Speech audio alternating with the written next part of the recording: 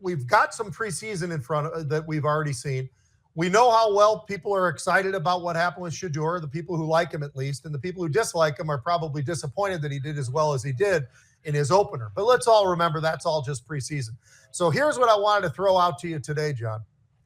And I'll be over there with the Vikings later on today because they've got a joint practice with New England Patriots. So that should be pretty fun. So see what they look like, see what New England looks like. Everybody wants to see what Drake May looks like as far as throwing the football around out there. So that should be pretty cool between he and JJ, that competition.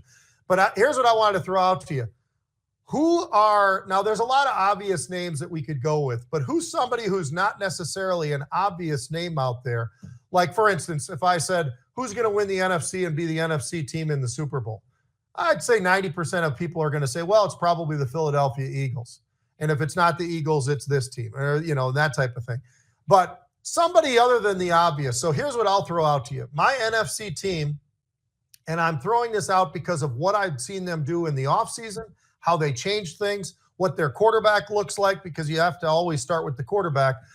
I'm going to say the Tampa Bay Buccaneers are going to be my NFC team. Now, that's a long shot, and we're having to get rid of the Eagles and Washington and some of the other favorites in San Francisco. But for me, I'm going to say it's the Tampa Bay Buccaneers. On the AFC side, everybody loves, Baltimore, of course, is great, and they are. I mean, all these teams are great for all the right reasons, but I wanted to go a little bit of a different way. So I decided to say, you know what? I think it's the Chargers. I think the coach there with Jim Harbaugh is absolutely incredible. They've got probably one of the biggest offensive lines in football, and they don't look like they came from a pie-eating contest, John. These guys are big. They're tough. Their running backs are great. They did a great job in free agency going out and getting the right kind of guys for the offense so they can run a little bit more, because that is what Jim likes to do. He also has a pretty damn good quarterback back there in Herbert too. So I look at that and I say, you know what? I'm going to say the Chargers and I'm going to say the Tampa Bay Buccaneers. These are the longer shots, but I think that they are legitimately, potentially Super Bowl teams. How about you?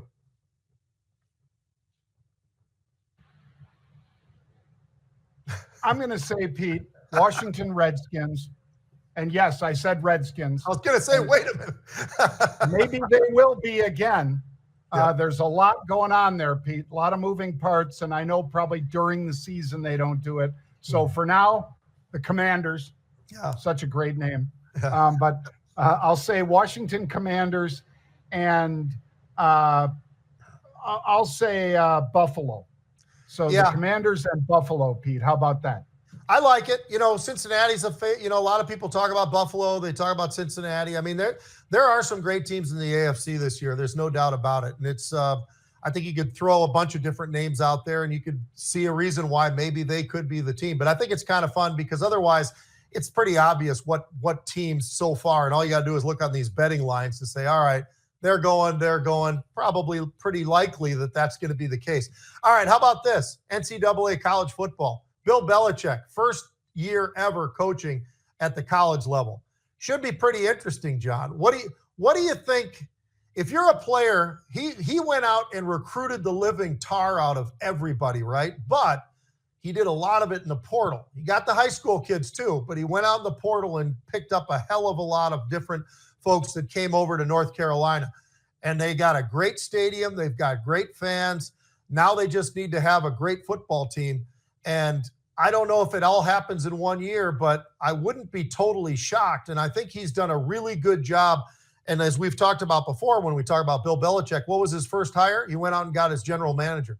And his general manager is the guy who's out there not only helping the recruiting, but he's the guy who's trying to figure out how much do we pay this guy? How much do we pay that guy? How are we going to do this? Those are sort of the way the job looks like when you're the GM in college football these days. You're out there getting players, great players, and you're trying to figure out how do I get them and how do I get them with the cheapest amount of money because we got to spread this around.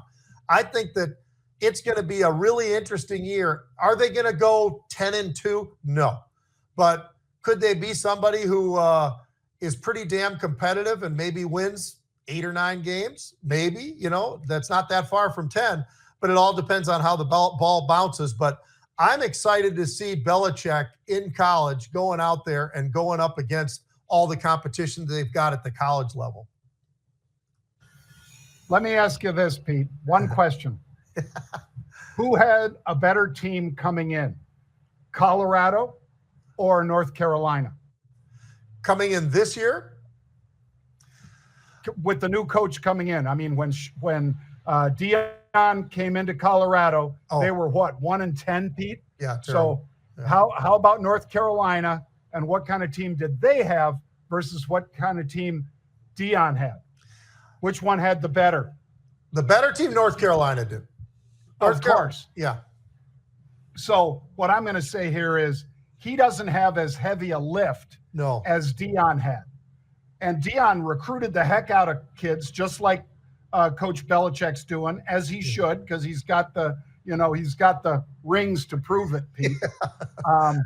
But I would say that it's not as heavy a lift. Now, granted, Deion came out 4-0 and then zip, basically, it was just, I think the only other one he won was like, Colorado State or something like that. Mm-hmm. No offense to Colorado State, but they don't play in Belichick's league out there, Pete. So I'll say that right now they're ranked about 50th, maybe 55th best team. If he can bring them into the top 25, it's a huge year for him. Yep. Huge. And it'll be huge for recruiting. And I'm sure that North Carolina is going to get a lot of kids signing up for school there, just like Deion was able to do at Colorado. I'm sure he'll get a lot of great recruits. And if he keeps his focus, as he usually has when he's been a coach, I will say that this could be just a great turnaround for that program. Yeah. Question is, of course, does he keep his health? And does the press just talk about his girlfriend nonstop instead of talking about how the Tar Heels are doing? So hopefully they talk more about Tar Heels football and recruiting and the play on the field than his girlfriend. But that remains to be seen, Pete. Yeah, although I will say this, I haven't seen as much on her now that they've all digested that whole thing. We haven't seen as much about that. Now they are talking about football and how good they potentially could be. I think he got himself a pretty good quarterback this year. I think they've done a lot of things positionally that could be pretty beneficial, and they've got a little bit more depth because of the portal.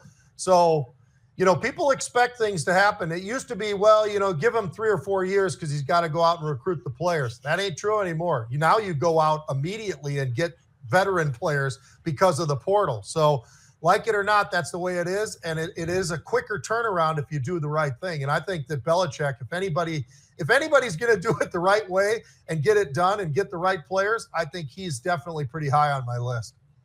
Yeah. And the last thing I'll say, again, not putting shade on Deion for this either, but Deion had, some coaching experience, but it's not the depth that Belichick had and has. So look for a bigger turnaround with NC than you saw with Colorado. Just my final take. All right. Thank you for joining us, folks. It's always fun to have you here at the Rebel's Edge. Make sure you check out marketrebellion.com/get started. And Pete and I will be back tomorrow, but I forget what time, Pete. What time are we going to be back tomorrow? I believe it's 1 p.m., Monday through Thursday. Giddy up.